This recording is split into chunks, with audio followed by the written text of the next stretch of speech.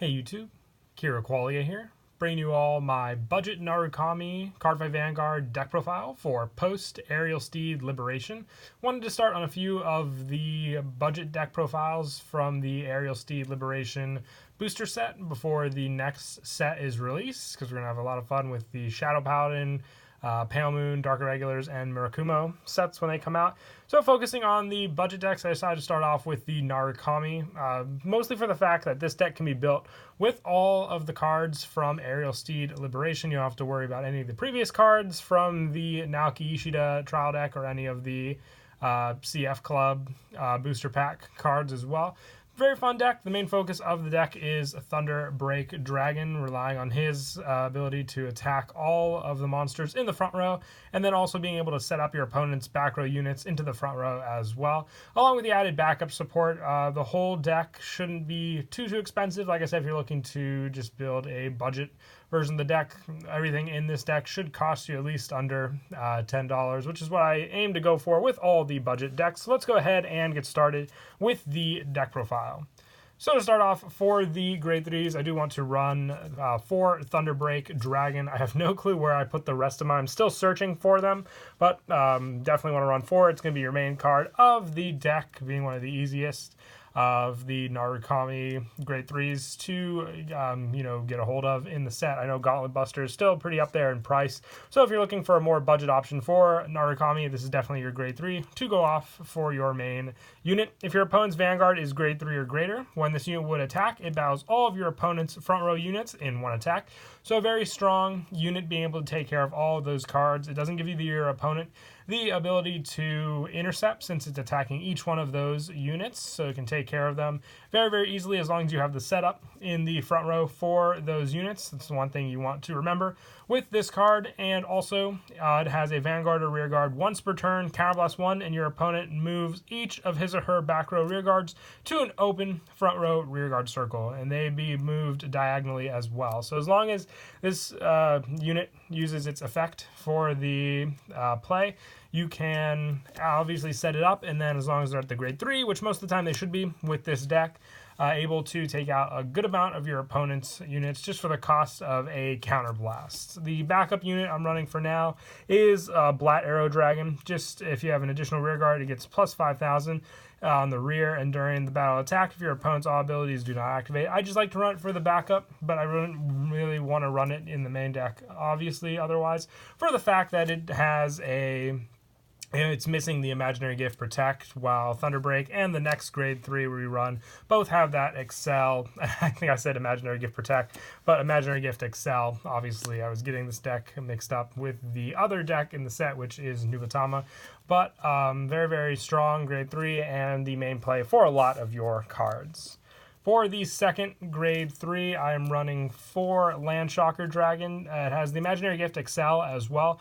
On Vanguard, it's a Counterblast 1, Soul Blast 1. Choose one of your opponent's front row rear guards, bind it, and if it was bound, 2 of your units in the same column as that unit gets plus 5,000 until end of turn. So you can even use, Thunderbreak on rear guard as a backup, but Landshocker just gives you another option on the Vanguard circle, plus with the Imaginary Gift as well. Your rides will give you the additional circles, which definitely do come in handy with all of your other different units you run in the deck as well. And you don't really use counterblasts for much else in this deck aside from the grade 3s, so you can rely fully on those for all of the counterblasting you do in the deck also. So Landshocker Dragon definitely does come in handy as that backup unit, but also pretty strong on its own, like I said, being able to power up your own rear guards as well.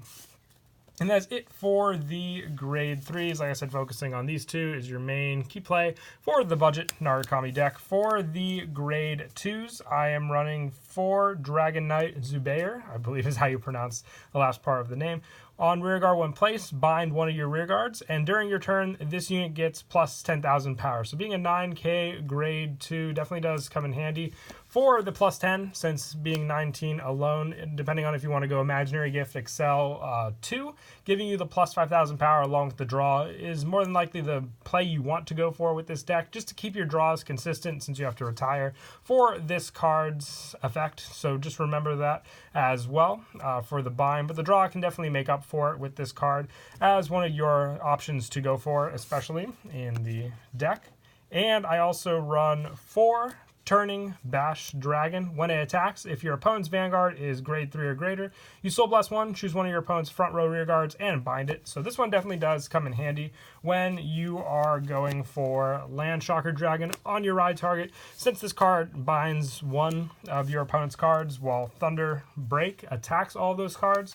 So just having this as an added backup option to this card on the Vanguard circle helps for taking care of more and more of your opponent's cards in the front row, getting rid of a lot of potential intercepts from your opponent, but also giving you the option to obviously basically clear out something that your opponent may use against you next turn as a big threat. So that's why I like to run the 4 Turning Bash Dragon just for the Soul Blast, and all you have your opponent has to do is be at grade 3. It definitely does come in handy as well as an easy grade 2 to make use of. And as for the grade 2 options in the deck, aside from the ones that really focused on Gauntlet Buster Dragon, we didn't really have many other grade 2s to rely on. So I run 3 Dragon Dancer Noemi for the last grade 2. If you are going from like the CAF Club or the Narukami Trial deck as well, you're more than welcome to fit in some other spots for this grade 2 count if you have those options available to you. But if you want to stick solely to the Aerial Steed Liberation pack, then 3 Dragon Dancer Noemi, as long as it's not a ride target, it has that extra critical, so being put on an Excel circle gives you the extra power as well. With this one, depends on what circle you place it on as well, since if you put it on an Imaginary Gift Excel 2, you'll have to rely on the trigger units to get its power strong enough, because otherwise, with that +5, it's only going to be at 8k power, and not have enough strength on its own to usually hit any other units on the field. And that's it for the grade 2s. Moving on to the grade 1s, I run 4 Dragon Dancer Aloysia for this one. If you use it on the when placed, you draw a card and discard a card from your hand on the Vanguard circle, so it's a potential grade 1 ride target. Also the preferred Sentinel for the deck, since it's much easier for people to get, and like I said, a little more budget friendly, and also from the Aerial Steed Liberation booster pack. On the guard circle, when placed, discard a card from your hand, choose one of your units, it cannot be hit to the end of battle. So it has the generic Sentinel effect as well. But like I said, with all the grade 1 Sentinels that I run in decks, I prefer it to the other generic grade 1, since the fact that it is a generic one to use just for the discard draw to get more consistent cards you want into your hand as well. And I also run 4 Ceremonial Bonfire Eradicator Caster with this one. When placed, discard a card from your hand, choose one of your opponent's front row rear guards, and bind it, and this unit gets plus 3,000 until end of turn. So for the cost of one of your cards, which isn't that big a deal in the long run when you use this card, just for the fact that you are taking care of one of your opponent's rear guards, so it kind of equals out there, plus giving this the plus 5,000 power, along with your grade 2 Noemi. You can at least hit for some stronger power with these 2 cards in the same column as well, giving it the 11k power. For a 14k hit means that this card will have the extra 2 critical as well, with its plus 3,000 power to hit against your opponent. And if they end up getting a if you end up getting a front trigger as well, it just adds to that power boost, or even any other trigger you get in the deck. I like to run 4 of it just for that easy way to take care of a lot of your opponent's cards, and they also match very well together with Land Shocker and also your Turning Bash as well. Since it doesn't use up the soul like those 2, it just discards a card from your hand. And I also run 4 Desert Gunner Gaibin with this one. At the end of the battle, your Vanguard attack, choose one of your units until the end of the turn. It gets plus 3,000, and your opponent cannot call Sentinels from his or her hand for the battle of the chosen unit instead. So you just have more options for this attack hitting, which definitely does come in handy. So remember that when you are attacking with Noemi. And this card on the field for your plays for going up against pressure units against your opponent.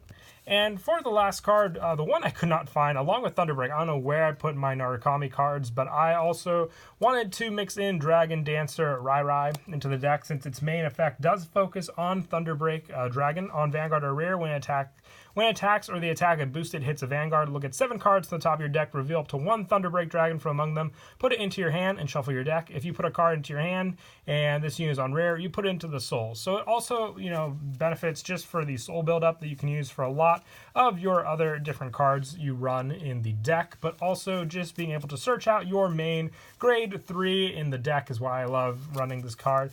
I only had the one. I'm substituting in a Dragon Monk at Gone, the 9k without any the shield for the last spot for the grade 1s. But if you wanted to add in additional units and make it 4 Rai, which is what I definitely recommend, I take out 1 of the Gaiden and 1 of the caster, making it so you run 4 of this card in total for your lineup, which will definitely help, like I said, for the search, since all it has to do is attack or boost an attack to hit. And that was it for the grade 1s. Moving on to the grade 0s. For your starter, we have a new one, which is Barit Draco Kid. In the deck, when wrote upon, draw a card, just like all the generic grade 0 starters in the decks. And for the trigger lineup, going with the units we have in the set, I run Rainbow, so 4 Spark Edge Draco Kid, the critical trigger, 4 Narukami from the set. Also 4 Old Dragon Mage, this is the draw trigger as well. And also 4 Exorcist Mage Linlin for the front trigger. Also just consistent wise, to keep your opponent guessing, you can get a front trigger to power up all of your units on the field, or the critical to finish off your opponent as well. And lastly, the 4 heal trigger for Worm Toxin Eradicator, Seobo for the heal spot. But that is it for the deck profile. I hope you all enjoyed the video. If any of you have any other requests for budget deck profiles, definitely comment down below and I'll look into them. But until next time, please don't forget to leave a like and subscribe, and Kira Qualia out.